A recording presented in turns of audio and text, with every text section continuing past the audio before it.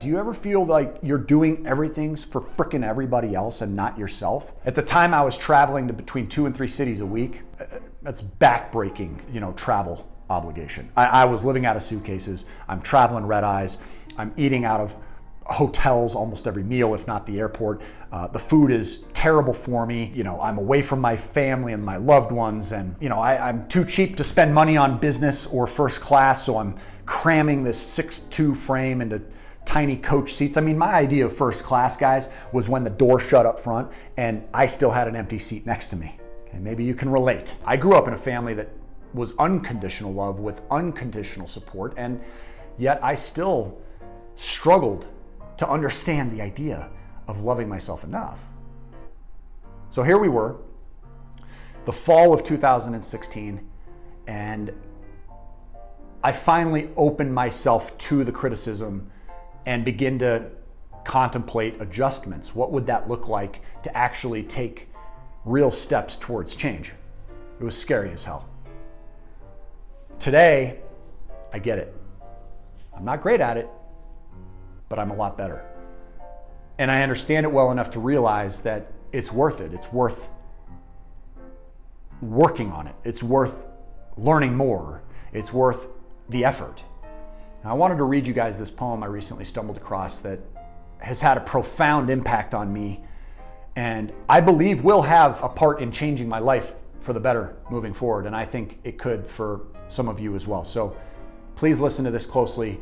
Forgive me if I'm unable to contain my emotions. This was supposedly written by Charlie Chaplin at the age of 70 years old. I love Charlie Chaplin, by the way, an amazing human. As I began to love myself, I found that anguish and emotional suffering are only warning signs that I was living against my own truth. Today, I know this is authenticity.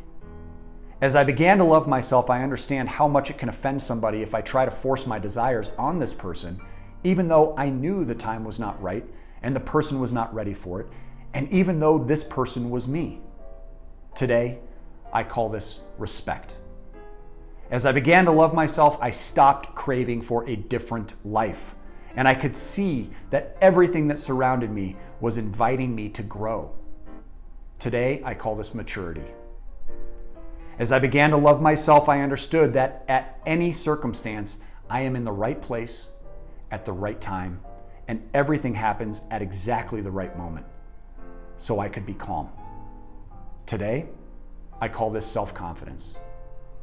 As I began to love myself, I quit stealing my own time, and I stopped designing huge projects for the future.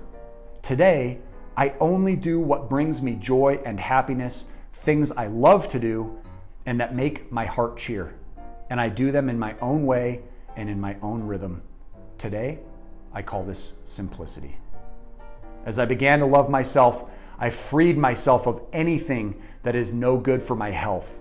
Food, people, things, situations, and everything that drew me down and away from myself.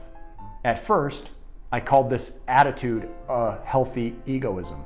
Today, I know it is love of oneself. As I began to love myself, I quit trying to always be right. And ever since, I was wrong less of the time.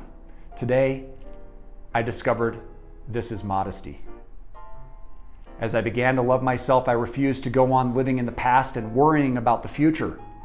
Now, I only live for the moment, where everything is happening. Today, I live each day, day by day, and I call it fulfillment.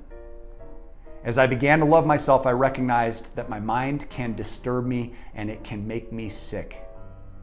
But as I connected it to my heart, my mind became a valuable ally.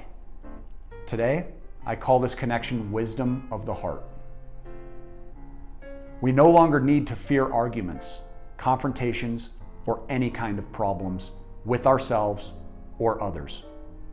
Even stars collide. And out of their crashing, new worlds are born. Today, I know this is life. That poem gives me goosebumps.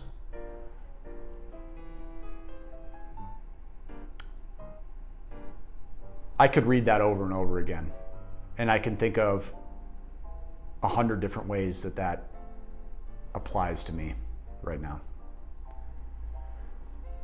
I wonder if you can too.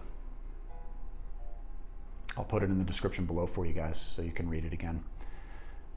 I love you very much. Now go love yourself.